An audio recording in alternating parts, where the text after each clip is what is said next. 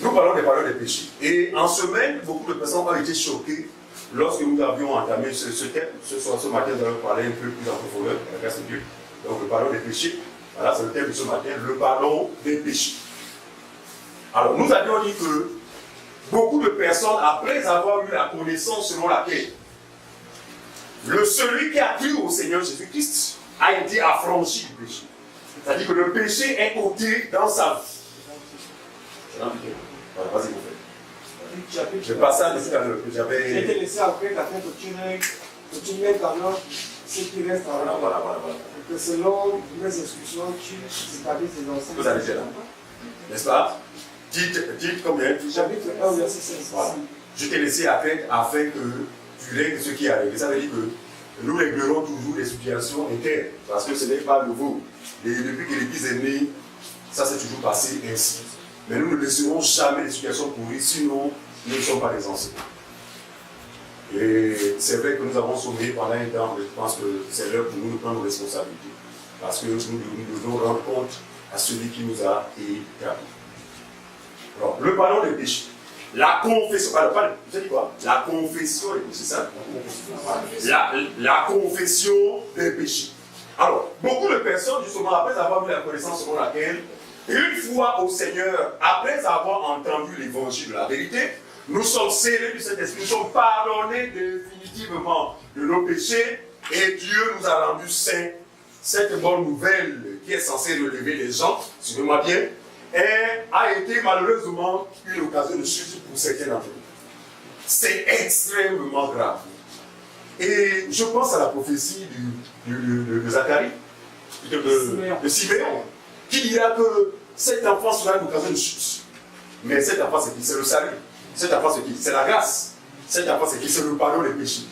Mais comment la grâce de Dieu peut-elle encore être une occasion de chute pour celui qui prétend être sauvé par ce moyen? Point d'interrogation. En réalité, on ne va cesser au contraire.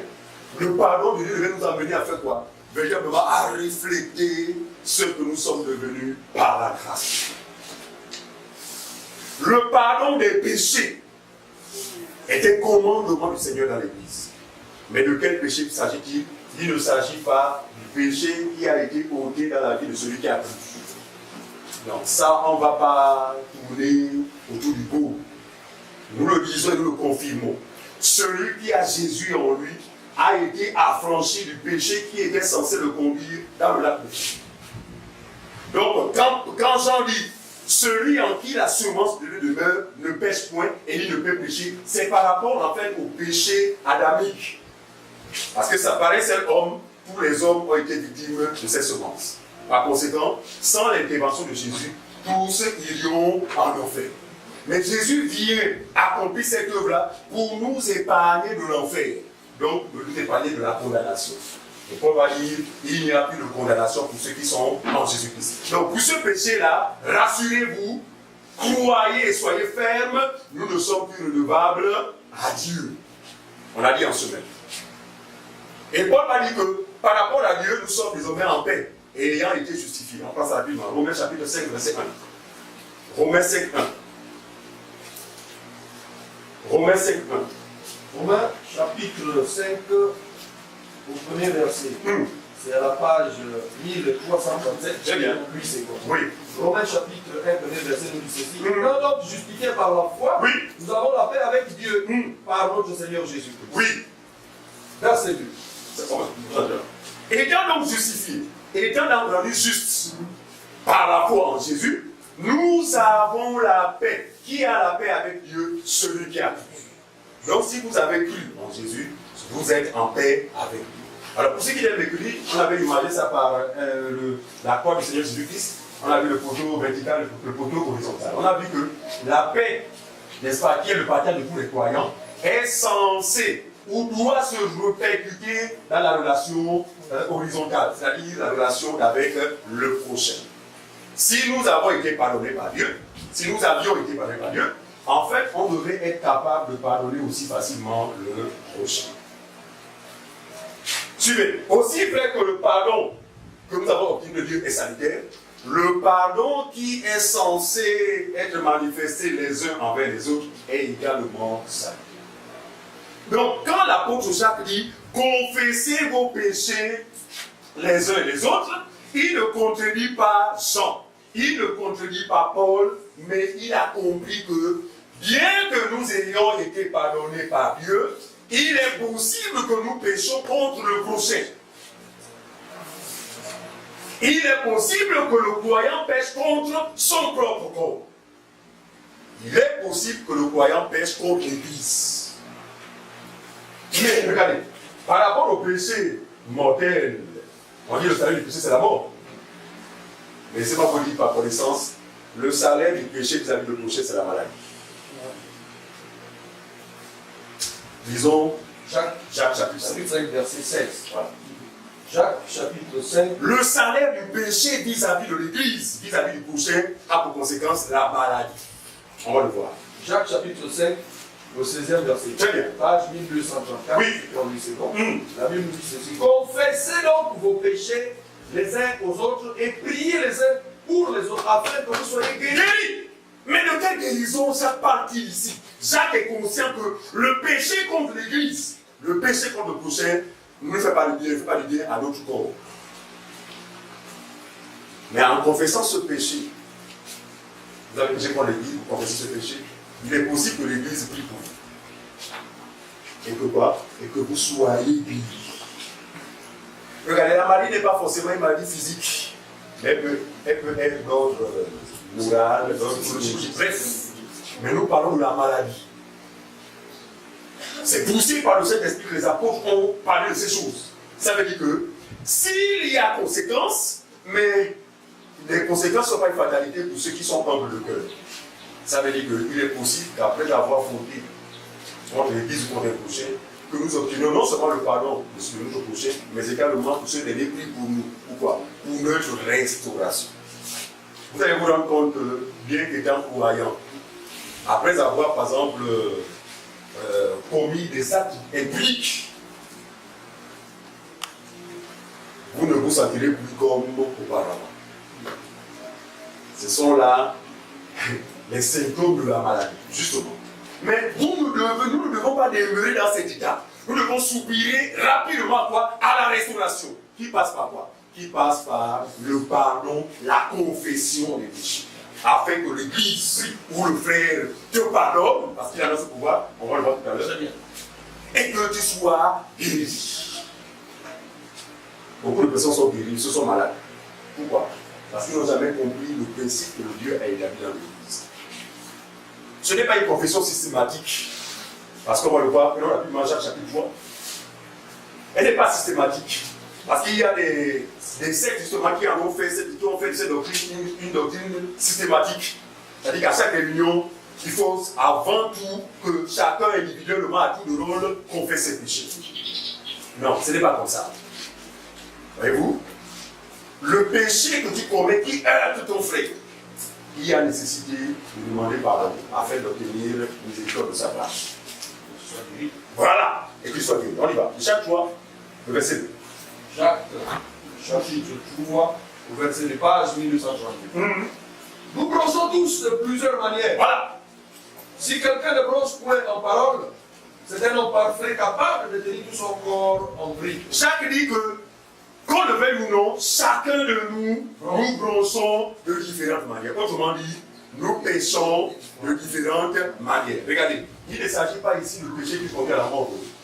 La Bible dit, celui qui a cru à l'évangile de la vérité est passé de la mort à la vie. Non, ceux qui croient à la vie éternelle, pour ceux qui croient, on est sauvés. Mais regardez, si le Seigneur se contentait seulement du salut, on ne serait plus sur cette terre. Mais il nous laisse sur cette terre après le salut, pourquoi? Parce qu'il y a un processus de perfection. Qui passe par quoi? Qui passe par la parole. C'est pourquoi il est établi dans l'église des ministres. C'est leur enseignement qui va vous parfaire. C'est leur enseignement qui va vous sanctifier. Autrement dit, les comportements sont censés changer au fur et à mesure que nous grandissions. On y va. Donc nous grandissons tantôt d'une manière, tantôt d'une autre. Ça, c'est une réalité dans la chair. Si quelqu'un dit qu'il ne bronche pas, c'est un menteur. Sinon Dieu n'aurait jamais dit, à travers la bouche de ses serviteurs, confessez-vous les péchés les uns les autres. Ça veut dire que chacun de nous est susceptible de broncher. Mais ce n'est pas une fatalité. Mais c'est une fatalité pour l'orgueilleux. C'est une fatalité pour l'orgueilleuse. Oui, Dieu dit dans la serre là, inévitablement, il est possible de broncher. Mais la bonne attitude que nous devons avoir dans le croyant, c'est quoi? L'attitude de l'humilité et de reconnaître justement ses faiblesses. Il se pourrait que je sois fortifié par rapport à ma faiblesse. Par quoi? Par la prière de l'église ou par la prière d'un frère ou d'une sœur. En fait, tout cela a été mis en place pour notre propre bien. Pourquoi? Parce qu'il faut que le croyant se fasse distinguer de l'homme qui n'a jamais reçu la parole. Comment voulez-vous qu'un croyant vive comme les gens de dehors? Mais ils vous disent que je suis sauvé. Non, de toute façon, je suis sauvé pour toujours. En général, les gens qui viennent la salle à sauver pour toujours là, quand vous regardez bien, c'est des gens désordonnés, ils vivent dans les autres, ils ne connaissent pas Dieu, ils ne craignent pas Dieu. Parce que le salut de Dieu en toi, qui est Jésus, est censé te donner de vivre contrairement à la vie que mène le monde. C'est pas ce que je comprends. Romains chapitre 12. Merci mon frère. Romains chapitre 12. Romains 12. Le verset 1 à 2. Romains 12, au verset 1 à 2. Suivez. Je vous exhorte donc, frères, par les compassions de Dieu, à offrir votre corps comme un sacrifice vivant. On s'arrête là. Il dit, je vous exhorte donc, frères et sœurs dans le Seigneur, à offrir désormais vos corps, mon corps, ton corps, notre corps, à chacun. L'apôtre nous exhorte à l'offrir désormais, parce que nous sommes en Christ. À moins qu'on ne soit pas en Christ. Donc quand on n'est pas en Christ, suivez-moi bien, vous êtes libre d'utiliser votre corps comme vous le voulez. Non, faites ce que vous voulez, parce que ce n'est même pas votre comportement ou vos actes qui vous condamnent, vous êtes déjà condamné parce que vous n'avez pas cru au nom du Fils unique. Voyez-vous? Mais là, celui qui est en Christ, il est sauvé. Mais c'est le salut de Dieu qui a reçu, qui est censé désormais maintenant le conduire dans les voies du Seigneur. Par conséquent, on va assister à quoi? À une transformation. Ça veut dire que si quelqu'un avait l'habitude, je prends l'exemple simple, quelqu'un avait l'habitude d'aller chez le boutiquier, estimant que le boutiquier n'est pas allé de chez moi, torse nu, que ce soit, surtout les hommes, c'est pas comme ça. Non, on n'est pas comme les femmes, on n'a pas une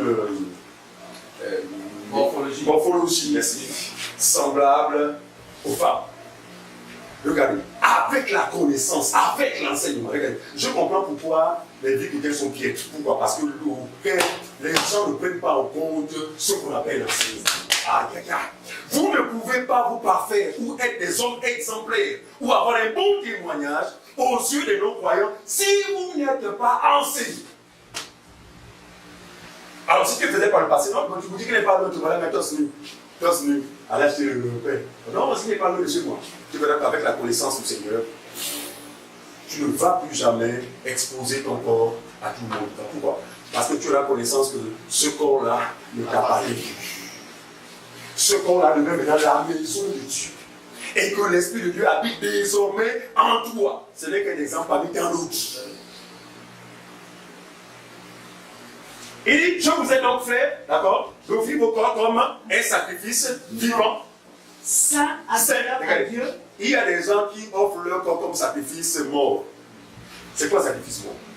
En fait, c'est quelqu'un qui n'a pas Christ, si vous voyez bien, qui n'a jamais reçu la parole de la vérité, mais qui met l'accent sur son comportement. En fait, la sanctification des églises, la sanctification de la chair, on a mené dans les églises. C'est-à-dire qu'on fait tout pour nous assurer qu'on ne fornique plus, on ne boit plus, on ne fait plus comme ça, mais sans ce qui fait la force. Voilà un corps qui devient un sacrifice, mais un sacrifice mort. Un sacrifice impur. Mais il dit, je vous exhorte, parce qu'il a connaissance que nous sommes sauvés. Donc Dieu nous a rendu la vie. Offrez vos corps comme un sacrifice vivant, saint, agréable à Dieu. Ce qui sera de votre part un culte raisonnable. Donc le culte, suivez-moi bien, le culte, ce n'est pas le formalisme religieux qui consiste seulement, oh, je vais au culte. Non. Le culte est d'abord quoi? Suivez-moi bien, l'expression d'une vie sanctifiée, d'une vie purifiée, d'une vie exemplaire, qui sera quoi? Qui sera le fruit de ce que nous recevons comme parole de Dieu. Vas-y mon frère. Verset 2. Oui, verset 2. Ne vous conformez pas au siècle présent, mais soyez transformés par le renouvellement de l'intelligence, afin que vous discerniez quelle est la volonté de Dieu, ce qui est bon, agréable et parfait. Qu'est-ce qui nous préservera justement du train de ce monde?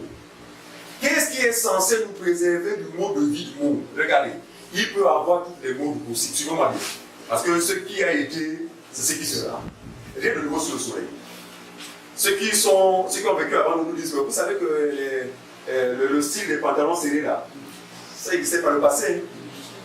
En fait, le monde est dans l'éternel recommencement. Pas le commencement, mais en fait, si vous voulez, c'est la routine. Voilà. L'homme sage, si le Salomon dit, rien de nouveau sous le soleil. Mais vous allez voir que quels que soient les modes qui vont arriver dans le monde, celui qui a été renouvelé par la parole de la vérité, selon bien, quand bien même l'attitude n'est pas forcément de s'abstenir complètement de la mode, mais vous verrez que même dans la mode, il sera modéré. C'est pas ce que vous comprenez. Mode oui, mais tu as la capacité maintenant de savoir ce qui est bien et ce qui n'est pas bien. Est-ce que vous voyez la grâce que nous avons en Christ? C'est-à-dire qu'en Christ, grâce à la parole, nous avons une capacité à faire la part des choses.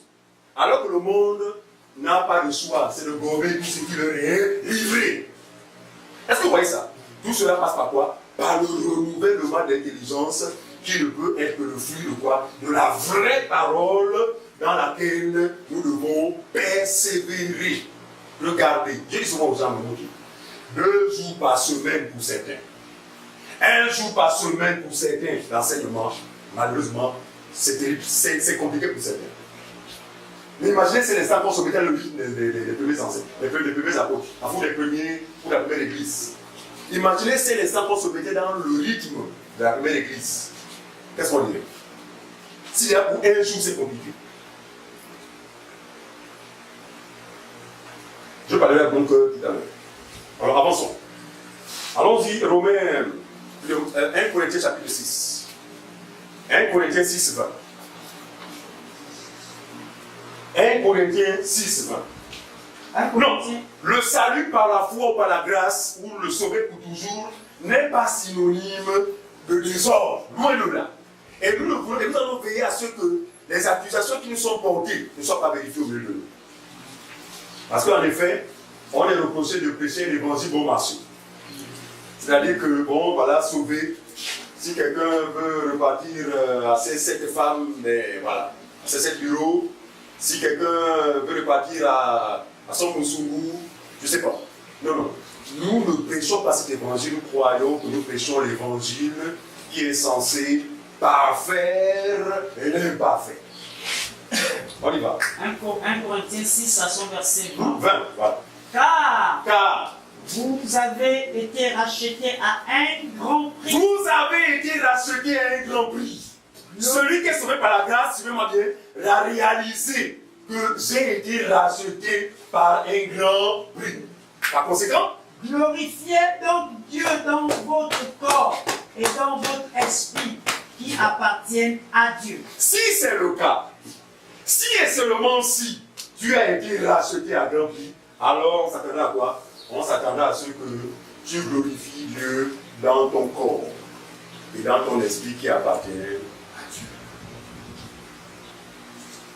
Quel est ce sauvé par la foi qui se livre à l'impureté? Quel est ce sauvé à la foi qui se livre à l'impureté? On n'a pas du mal à prononcer des mots grossiers. Non, en fait, on est sauvé, pourquoi? Parce que ça n'a rien à voir avec ce que nous prêchons. À moins que quelqu'un lève la main pour dire que non, voilà, vous savez, un chrétien est sauvé, puisqu'on est sauvé là, il peut faire ce qu'il veut. Nous ne l'avons jamais dit. Au contraire, nous vous avons toujours convié à ce qui est censé corriger ce qui est correct en vous. Parce que chaque reconnaît que nous ronchons d'une manière ou d'une autre. Nous n'attendons pas certainement la perfection dans cette chair. Mais il est possible que les païens reconnaissent que lui là, je suis convaincu du Dieu en qui croit. Ils sont très observateurs de nos croyants. Et leur observation va dans le sens de tu chercher. Voilà. Une faille. Ils sont comme ça. Même s'ils sont convaincus que tu as un bon témoignage, ils n'attendent que la moindre faille. Alors nous avons intérêt à veiller à ne pas leur donner cette occasion de justement de se réjouir à notre sujet. C'est pas ça que vous faites comprendre. Nous avons besoin d'avoir de très bons témoignages. Pourquoi? Parce que le prix qui a été payé n'a pas été payé en vain. C'est un prix de valeur qui devrait donner chacun de nous à réaliser que nous ne nous appartenons pas. En effet, quelle précepte nous vous avons donné de la part du Seigneur Jésus? Les apôtres se prononcent. Il dit, vous savez, Église, en effet, le précepte que nous vous avons donné. Ce que Dieu veut, Ce que Dieu veut, ou Dieu, ce que Dieu attend de vous, c'est quoi? notre sanctification. Regardez, ne confondez pas la sanctification de l'esprit et la sanctification qui est le fruit de l'enseignement que vous recevez, parce que c'est la parole de Dieu qui sanctifie. Il dit ce que Dieu veut, c'est votre sanctification. Autrement dit, ce que Dieu veut, c'est quoi? C'est les résultats de ce que vous recevez comme enseignement. Ce que Dieu veut, après que vous ayez été sanctifié par l'Esprit, lavé par l'Esprit, justifié par l'Esprit, il faut maintenant que ces réalités se produisent, soient palpables, soient visibles à travers vous qui prétendez avoir. Est-ce que tout le monde comprend le sens de la sanctification dans cette épître? Ce que Dieu veut, c'est votre sanctification. Continue. C'est que vous vous absteniez de l'impudicité. Regardez, c'est que vous vous absteniez. L'apôtre n'a pas marché ses mots. Paul dit, c'est que vous vous absteniez de l'impudicité. Et je vais parler d'impudicité sur toutes ses formes. Parce que l'impudicité, je vous assure, affecte, vraiment affecte. Je vous assure, l'impudicité affecte. Même lorsque nous étions mondains, quand bien même nous étions esclaves de ces choses-là, mais après ces actes-là, on est toujours comme malheureux. Je vous assure, en tant que mondain, combien de fois dans le Seigneur, l'impudicité affecte. Celui qui n'est pas votre mari, qui n'a jamais été, et puisque voir vos parents, vous en faites votre mari. Mais vous livrez à l'impudicité. Et non, ça va l'impudicité, mais vous menez une vie de légèreté qu'on était censé retrouver chez les non-croyants. Parce que ce sont les non-croyants qui se livrent à des hommes qui ne sont même pas, qui ne sont même pas leurs maris. Des gens qui sont même livrés leurs parents. Pendant ce qu'il a dit, il va chez toi. Ça, c'est l'esprit du monde. Une chrétienne, c'est quelqu'un qui doit inspirer, amener le monsieur à avoir de la considération pour lui, pour elle. Par sa façon de vivre. Je ne pars pas de ma maison, je ne pars pas de ma famille si tu ne viens poser l'acte responsable. Regardez, beaucoup de sœurs aujourd'hui sont, en fait, rougissent de la vie qu'elles ont menée par le passé. Pas qu'on fait bon, le sexe confond tous. Simplement pourquoi? Parce que, en fait, on peut être sincère dans ce que nous voulons faire. Mais l'inconvénient, c'est que, est-ce que ça va toujours marcher? Mais le problème, c'est que quand ça ne marche pas, on parle de Jeannot à Jean, de Jean à Ulrich, d'Ulrich à Zacharie, de Zacharie à Raphaël. Et on devait y demander sans qu'on ne le sache. Qu'est-ce qui prouve que le monsieur qui veut absolument de toi a un projet vraiment sérieux vis-à-vis de toi? Il faut l'éprouver alors. Je ne parle pas de chez moi. Tu ne me touches pas aussi longtemps que tu n'es pas venu honorer mes parents. Rien que par cette épreuve, si vous avez une mauvaise intention, vous apprenez qu'il n'y a plus une autre. Quelle est cette légèreté dans le Seigneur bien-aimé? Et ce sont les scandales qui vont toujours avoir lieu dans l'Église. Mais laissez-moi vous dire que nous avons pris la décision cette fois de prendre nos responsabilités. Que ça casse ou ça passe. Regardez, même à la règle, nous disons que notre but, ce n'est pas de remplir les endroits où nous sommes. Ah mon Dieu, Seigneur. Donc notre but, c'est quoi? C'est apprendre devant nous les brebis. Parce que les brebis du Seigneur, quelles que soient leurs imperfections, si vous voyez bien, non, se laisseront mouler. Ah, pourquoi? Parce qu'elles sont brebis du Seigneur. Elles se diront, à qui d'autre dirons-nous? Mais si on laisse cette affaire, qu'est-ce qu'on dirait? Oh, regardez, parmi les brebis, il y a des loups. C'est-à-dire qui se sont infiltrés parmi vous. Mais ce sont des personnes, il suffit de les éprouver, qui le suivent découvre leur nature. Et souvent ça se termine par quoi? Par leur départ. Et puis nous allons voir gloire à Dieu. Donc nous allons rendre gloire à Dieu pour toutes les personnes qui n'ont pas supporté l'agneau ou encore de manger l'agneau dans son entièreté. Parce qu'il est question aussi de parler de Dieu dans tous les aspects. Et cela nous est salutaire. Cela est pour notre bien. Il est temps que l'Église se distingue du monde. Que chacun de vous sache posséder son corps. Vas-y. 1 Thessaloniciens 4. 1, 8. 3. Ce que Dieu veut, voilà. Votre sanctification. Ce que Dieu veut, c'est votre sanctification. On l'a expliqué. C'est que vous vous absteniez de l'impudicité. C'est que vous vous absteniez de l'impudicité. Un croyant, un vrai croyant, une vraie croyante s'abstient de l'impudicité. Vous me posez la question, mais ce n'est pas tout facile. Mais quand Dieu donne ce commandement, parce qu'il a les moyens justement pour nous en préserver. Et le moyen efficace, c'est la vie de l'Église, la communion fraternelle, la fraction du pain, la persévérance dans les prières, la persévérance dans les enseignements. Regardez, vous passez outre de ces principes-là, vous ne serez pas étonné de ce que vous êtes. Remarquez que toutes ces personnes qui viennent sur les autres-là ne sont pas, en fait, ne manifestent pas cette vie-là. Mais ce n'est pas étonnant que le monde vous rattrape. Donc, quand Dieu donne ses commandements, il sait que ce n'est pas facile, parce qu'on a vu au départ que la chair est faible, mais l'esprit est disposé. Donc, il en est conscient. Mais il sait aussi que dans cette chair, il est possible de triompher des désirs charnels. Pourquoi? À cause de la parole vivante et permanente qui sera désormais manifeste en chacun de nous. Cette parole que beaucoup de personnes fuient. On vient plus enseignements. On se contente le dimanche. Quelle vie chrétienne? À quelle vie chrétienne de qualité s'attend dans cet élan?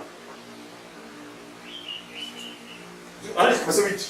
C'est que chacun de vous sache posséder son corps dans la sainteté. Dans la sainteté, c'est bien. Et l'honnêteté. Et l'honnêteté. Sans vouloir livrer à une convoitise passionnée. C'est bien. Comme font les païens qui ne connaissent pas Dieu. Donc, qui peut se livrer à une convoitise passionnée? C'est ça, il y a dehors. Mais comment ça s'explique dans l'Église? Parce que simplement, on peut être véritablement enfant de Dieu, mais on méprise ou encore on ne fait pas cas de la vie, n'est-ce pas, que devait désormais mener le croyant afin d'être à l'abri de ces choses-là. Nous ne sommes pas en fer. Notre corps n'est pas en fer ni en tôle, c'est bien la chair. Mais la seule chose qui a même assujetti la chair, c'est la parole vivante. La parole de vérité. Dans cette constance, vous verrez par vous-même que vous accomplissez des exploits. Parce que le corps dira, ah, tu n'en as même pas, ça fait 12 ans.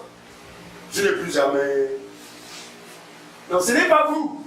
C'est pas pourquoi. Parce que la parole permanente en vous, n'est-ce pas, a fait ce travail. Donc ce n'est pas humain. La capacité n'est pas humaine de s'abstenir de ces choses que la Bible nous demande justement. Mais c'est quoi? C'est la parole elle-même qui est censée nous sanctifier. Jean chapitre 17, verset 17.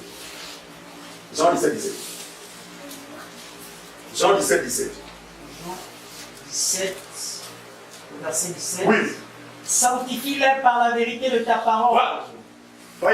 Donc la sanctification dont parle Paul dans les Thessaloniciens a rapport avec la sanctification dont parle Jésus. Il dit sanctifie-les par la vérité de ta parole. En effet, c'est la parole seule qui nous donnera de mener une vie de sanctification, non selon la religion, mais selon le Seigneur. Voilà. Est-ce que c'est clair pour tout le monde? On continue. Éphésiens chapitre 4. Éphésiens chapitre 4, s'il vous plaît. Éphésiens 4, verset 17 à 31. On va lire rapidement. Éphésiens 4, verset 17. On n'a pas fini ça aussi. Voilà, merci, vas-y. On revient rapidement dans Thessaloniciens. Verset 6. Voilà, on a dit Thessaloniciens combien? 4, de 1 à 8. Verset 6. C'est que personne nous envers son frère de fraude et de cupidité et de cupidité dans les affaires. Dans les affaires. Parce que le Seigneur tire vengeance de toutes ces choses, comme nous vous l'avons déjà dit et testé. Verset 7. Car Dieu ne nous a pas appelés à l'impureté, mais à la sanctification. Car Dieu ne nous a pas appelés à l'impureté, mais à la sanctification. Avoir une vie exemplaire. Avoir un témoignage de qualité. Voilà l'appel de Dieu.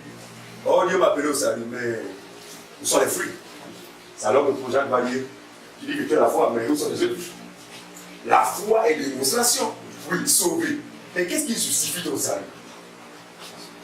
Ta vie est censée donner un repère à celui qui doute de nos salut comme le but vraiment il est mentionné. En effet, la foi pourrit des œuvres. Mais la foi ne pourra pourrir des œuvres si elle vient de la parole de Dieu, parce que la foi vient de ce que l'on entend. Si vous n'écoutez pas régulièrement la parole de Dieu, il est évident et possible que vous vous trouviez dans une vie de débauche. Et venez le dimanche, levez les mains, sourire, dire Jésus, je t'aime. Parce que le vrai culte, c'est quoi? Ça doit commencer à l'échelle individuelle. Le culte, c'est vrai, c'est la réunion des saints, tu vois bien, mais le culte a d'abord lieu à l'échelle individuelle. C'est quoi? C'est une vie sanctifiée. Une vie reflétant le Seigneur. Et il n'est pas étonnant que ce que tu vas dire comme prière est forcément agréable. Ce que tu vas faire comme non, en fait, tu fais pourquoi? Parce que ta vie elle-même, elle reflète celui qui vit désormais en toi. On a fini? Verset 8. Celui donc qui rejette ces préceptes, Voilà. Celui donc qui rejette ce précepte-là que nous partageons avec vous ce matin, ne rejette pas un homme, ne rejette pas un homme, mais Dieu, qui nous a aussi donné son Saint-Esprit. celui qui rejette ce précepte ne rejette pas un homme, mais Dieu, qui nous a aussi donné son Saint-Esprit. Regardez, le Saint-Esprit habite en nous. Suivez-moi bien. Par les actes que vous avez posés, il est possible que Dieu, par le Saint-Esprit qui habite en vous, s'attriste. Et Paul va dire, n'attristez pas l'Esprit de Dieu, ou le Saint-Esprit par lequel vous avez été scellés. C'est pas ça le problème. En fait, on se fait on pourra bien faire, mais quand le Saint-Esprit a attristé dans la vie d'un individu, mais c'est là où la maladie intervient. Oh, quand il est en condition en vous, en fait, quand il... Non, la maladie, à un moment même, n'a plus ce pouvoir sur votre chair. Mais quand il est attristé, c'est comme une porte ouverte. C'est là où on assiste à des cas de maladie. Je ne dis pas de manière systématique. Je ne dis pas que toutes les maladies, forcément, c'est lié à ça. Parce que faire la vie dans lequel il y a des maladies, même que Dieu lui-même permet la vie de l'homme. Dans quel but? Vous faites répéter ça. Oh Seigneur, cet enfant-là, qui a péché? Est-ce lui ou ses parents? Il dit non, ni ses parents, cette affaire n'a rien à voir avec lui-même, ni avec ses parents, mais cette maladie, c'est juste pour faire quoi? Faire éclater la gloire. Mais nous reconnaissons que dans ce type de maladie, il y a aussi des maladies qui ont pour origine notre façon de vivre, notre façon d'utiliser notre corps. Voilà. Comme il disait qu'il n'est pas une fatalité, il y a un remède. Le remède, c'est quoi? C'est l'intervention de ton frère, l'intervention de l'Église, afin que tu sois restauré dans le corps. On a fini, non? Mais l'Éphésiens. Éphésiens 4, 17 à 31. Quelqu'un va lire très vite. Éphésiens 4, 17 à 31. Rapidement. Éphésiens chapitre 4, verset 17 à 31. Page 1987, pour ceux qui ont lu ceci. La Bible nous dit ceci. Voici donc ce que je dis, Voilà. et ce que je déclare dans le Seigneur. C'est que vous ne devez plus marcher comme les païens. C'est qui comme ça? Vous ne devez plus vivre comme les païens. Qui font quoi? Ils marchent selon la vanité de leur pensée. Voilà. Continue fait. Ils ont l'intelligence obscure. Oui. Ils sont étrangers à la vie de Dieu. Oui. À cause de l'ignorance qui est en eux. À cause de l'ignorance qui est en eux. Donc leur état est justifié. Est-ce qu'on appelle ça? Non, les non-croyants, leur vie est justifiée. Parce qu'ils sont ignorants des choses de Dieu. Continue fait. Ils ont l'intelligence obscure. Oui. Ils sont étrangers à la vie de Dieu. Étrangers à la vie de Dieu. À cause de l'ignorance qui est en eux. En effet, continue fait. À cause de l'endurcissement de leur cœur. C'est clair.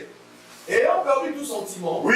ils se sont livrés à la dissolution. Il s'agit du monde. Continue Ils fait. commettent toute espèce d'impureté jointe à la cupidité. Voilà.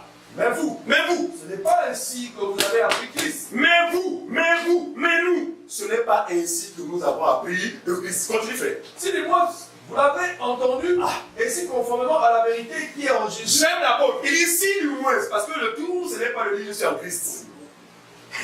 Est-il vraiment en Christ? Si c'est le cas, nous dit l'apôtre, vas-y. Si du moins vous l'avez entendu, oui. Et si conformément à la vérité qui est en Jésus, oui. C'est en lui que vous avez été instruits à vous dépouiller. C'est en lui que nous avons été instruits à nous dépouiller. Regardez, nous dépouiller de quoi? De tout ce qui est attaché à l'homme, au vieil homme que nous étions. Les mauvais comportements, les mauvais caractères, par l'enseignement, n'est-ce pas? C'est l'enseignement du Seigneur Jésus qui viendra pour nous dépouiller. Continue, fait. Verset 22. Oui. Eu égard de votre vie passée, du vieil homme, qui se corrompt par les convoitises trompeuses. C'est bien. Continue, fait. À être renouvelé dans l'esprit de votre intelligence. Voilà. Par quoi? Qu'est-ce qui va mener au renouvellement de l'intelligence? On l'a dit tout à l'heure. C'est la parole. Continue, fait. Et à revêtir l'homme nouveau. Et à revêtir l'homme nouveau. Créé selon Dieu. Créé selon Dieu. Dans une justice et une sainteté que produit la vérité. Voilà. Dans une justice, si vous m'appelez, et une sainteté que produit quoi? La vérité. La vérité, c'est quoi? C'est la parole. La parole. Est-ce que tout le monde comprend l'importance de rester attaché à la parole? L'importance d'être constant dans les enseignements. Un jour ne coûte rien. 2 jours ne coûte rien. Nous avons 3 jours. Les anciens, nous avons 3 jours. Je viens à la radio, on en a peut-être comme 2 jours. Mais on est un peu gagnant parce que nous sommes dans une permanence. C'est pas étonnant que nos vies. Amen. C'est pas étonnant que nos vies deviennent de plus en plus parfaites. Pourquoi? Parce que nous sommes toujours au contact de ce qui est censé nous parfaire. Et nous devons le problème à la radio. Celui qui. Parce que les compagnons de nous allons en parler. Les compagnons de l'œuvre extra la Bible, il y a des gens qui n'ont pas le ministère de la parole, mais qui fait du plaisir à accompagner les frères dans les états de procession. Non. Faites-nous signe, nous irons. Il se pourrait qu'en écoutant, il y a une des sœurs, je ne sais pas, mais qui a commencé une vie chrétienne un peu bizarre. Nous ne l'avons pas vitalisée, mais depuis qu'elle est dans cette conscience-là, on voit des choses en fait qui sont de se faire. Voilà, c'est ça. Donc c'est une clé. Ne fuyez pas ce qui est censé vous parfaire. Sinon, vous serez tous les mêmes personnes. Au contraire, vous serez même le cas de chute. Pour ceux-là qui véritablement nous écoutent. Parce que ceux qui nous écoutent sont conscients ou encore réalisent la véracité de ce que nous prêchons. Donc la sainteté que produit la vérité. Ensuite on fait. On a dit qu'on va c'est ça? Lui égard de votre vie passée, du vieil homme qui se corrompt par la convoitise trompeuse, à être renouvelé dans l'esprit de votre intelligence, et à revêtir l'homme nouveau créé selon Dieu, dans une justice et une sainteté que produit la vérité. La vérité, très bien. C'est pourquoi. Renoncez au mensonge. Renoncez au mensonge. Regardez, c'est pourquoi. Tu veux m'habiller, c'est pourquoi. Renoncer au mensonge. C'est-à-dire que quand Dieu parle comme ça, quand l'apôtre Paul parle comme ça, il sait que dans l'église, un frère peut être un frère, mais être un menteur. Ce n'est pas pour autant qu'il souhaite qu'il devienne un menteur. Mais l'apôtre Paul sait que si ce menteur-là demeure et persévère, il se rendra bien compte que la capacité qu'il avait à mentir, parce qu'il y a des gens, il y a des chrétiens, hein, vraiment, non. Quand ils ouvrent là, fausseté, mensonge. Vous savez que le mensonge a une particularité, c'est que même quand vous croyez Bernard Six en face de vous, le mensonge a tenu quelque chose qui cloche dans l'esprit de celui qui vous écoute. Oh, vous savez, tout le marché, je dis que vraiment, qui parle là, celui qui vous écoute, hein, peut me faire semblant de sourire, mais c'est que vous êtes un menteur. Même pas les gestes. Mais encore, moi qui suis un chrétien, je l'écoute que mon frère est menteur, mais imaginez, c'est l'essence celui de haut. Celui qui se dit que les chrétiens, vous êtes un menteur. Donc, toutes ces choses-là, c'est pourquoi Jacques a dit, nous brochons chacun de nous d'une manière ou d'une autre. Mais comment sortir? La solution est clairement présentée. Continue mon frère. C'est pourquoi renoncer au mensonge. J'espère qu'après cet enseignement, après ce partage, l'engouement sur les enseignements reviendra. Je ne voudrais pas entendre de raison, non, c'est pas le tati. Dieu seul sait les sacrifices que les uns et les autres vraiment font pour les frères et les sœurs. Pourquoi? Parce que l'amour de Dieu, en fait, nous pousse à aider nos frères à ouvrir les yeux. Ce n'est pas pour 300 ou 500 que la personne va être privée des choses de Dieu. Évidemment, il y a quelques fausses majeures. telle qu'une soeur très aimée là, qui m'appelait vraiment mais je suis dans une mauvaise situation. Bon, bref, c'est pas le cas. Vraiment. Mais ça brûle. Situation de force majeure, oui. Mais ce n'est pas comme non. Je me suis levé trop tard, j'ai dormi en retard. Tu n'as rien compris de ce livre. Celui qui est conscient de l'arrivée ne même pas dormir à 1h du matin. Et même quand il le ferait, ça ne va pas l'empêcher de se joindre à ses frères. C'est pourquoi? Parce qu'il a goûté à la bonté de Dieu. Mon Dieu! Combien de fois on n'a pas parlé des bienfaits de la réunion des saints? On ne s'en rend pas compte. Mais quand il y a assemblée des saints, frère, le Seigneur déverse. C'est lorsque les saints s'assemblent que l'Éternel déverse. Donc il y a un bénéfice dans les assemblées des saints que vous voulez fouiller. Continuez à les fouiller. Vous serez les mêmes. On continue. C'est pourquoi renoncer au mensonge. Renoncer au mensonge. Et que chacun de vous parle selon la vérité à son prochain. Donc il fait. Car nous sommes membres les uns des autres. Oui. Si vous vous mettez en colère, ne péchez point, que le soleil ne se couche pas sur donc tout cela est possible dans la vie des croyants. Tout cela est possible. Mais nous avons la parole qui est censée toujours nous regarder. Continuons. Et ne donnez pas accès au diable. Et ne donnez pas accès au diable. Suivez-moi bien. Donner accès au diable, c'est lui donner la possibilité de toucher votre corps. On a déjà enseigné sinon. Celui qui est en Christ, en temps normal, le diable ne peut pas le toucher. C'est pas ce problème. Mais quand vous donnez accès au diable, vous lui donnez de vous toucher. Et quand le diable vous touche, c'est compliqué. C'est compliqué. On a vu un frère à Corinthe qui a commis un acte scandaleux. Il a péché contre l'Église. Et lorsque l'apôtre Paul a appris ça de moi, il dit non. Parce que les anciens voulaient encore, Paul, dis-moi, tu es notre grand frère à la foi, mais il y a un cas comme ça qui est survenu. Que devons-nous faire? Paul dit, m'attendez. Pour de tels cas, vous n'avez pas besoin que je sois présent. De là où je suis, mon esprit et votre esprit assemblés. Je prends cette décision. Quel est le frère? Soit livré à Satan pour la décision de son corps. Donc voilà un frère pour lequel l'Église et les anciens vont se prononcer pour donner l'autorisation à Satan de le toucher. Mais quand Satan te touche, ce n'est pas bon. Ce n'est pas bon quand Satan te touche. Dieu ne veut pas que Satan te touche parce que son corps devient sa maison. Il n'a plus le pouvoir. Mais quand il en arrive là, ce sont des cas extrêmes. Et ce frère n'a pas la suite. Mais quand c'est le cas, je sais qu'il a connu une vie difficile dans sa chair avant sa mort. Bien que sauvé. Vous êtes décidé comme ça. Hein? Afin que les choses de sa chair, afin que l'esprit soit sauvé. Oui, en fait, c'était un frère. Il avait cru à la parole de la vérité comme vous et moi. Quand on croit à la parole de la vérité, Dieu nous accorde son salut gratuitement. Mais attention, ce salut habite un corps que le diable peut toucher si nous le lui autorisons. Donc l'autorisation peut être donnée par les anciens, aussi par vous-même. Par les actes que vous posez, vous autorisez à Satan de vous toucher. C'est ça qu'il dit, le plan, il dit que ne donnez pas accès au diable. Au diable. Continue. Verset 28, que celui qui dérobe ne dérobe plus. Voilà. Mais plutôt qu'il travaille en faisant des semelles ce qui est bon, ce qui est bien. Donc le voleur chrétien, grâce à l'enseignement du Seigneur, finirait un jour par arrêter de voler et commencer par travailler pour... C'est parce que vous comprenez. Non, c'est des défauts qui sont prévisibles dans l'Église. Pourquoi? Parce que dans l'Église, ce ne sont pas des robots, ce sont des humains. Portant une chair corruptible.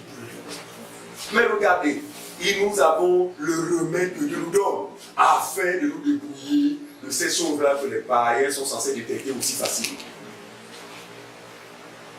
Ensuite, mon frère, vas-y, docteur. Que celui qui dérobe ne dérobe plus, mais plutôt qu'il travaille en faisant des semelles ce qui est bien, voilà. Pour avoir le poids donné à celui qui est dans le besoin. Oui. Qu'il ne sorte de votre bouche aucune parole mauvaise. Mais s'il y a lieu, quelques bonnes paroles qui servent à l'édification et communiquent une grâce à ceux qui l'entendent. C'est bien. Verset 30. N'attristez pas le Saint-Esprit de Dieu, voilà. Par lequel vous avez été scellés pour le jour de la rédemption. Verset 31. Que toute amertume, oui, toute animosité, toute colère, toute clameur, toute calomnie et toute espèce de méchanceté disparaissent du milieu de nous. Comment ça seulement disparaître? Voilà. C'est ça le but en fait. comprenons que notre perfection, parce que nous sommes la même qui parlons là, nous nous connaissons en nous des natures, mais qui peuvent être comblés que par la constance dans les choses de Dieu. Voilà. Tu as fini, non? Tu as entendu? Ok, 2 Pierre. 1 Pierre chapitre 2, verset 11 à 12. 1 Pierre. 1 Pierre 2, 11 à 12, rapidement.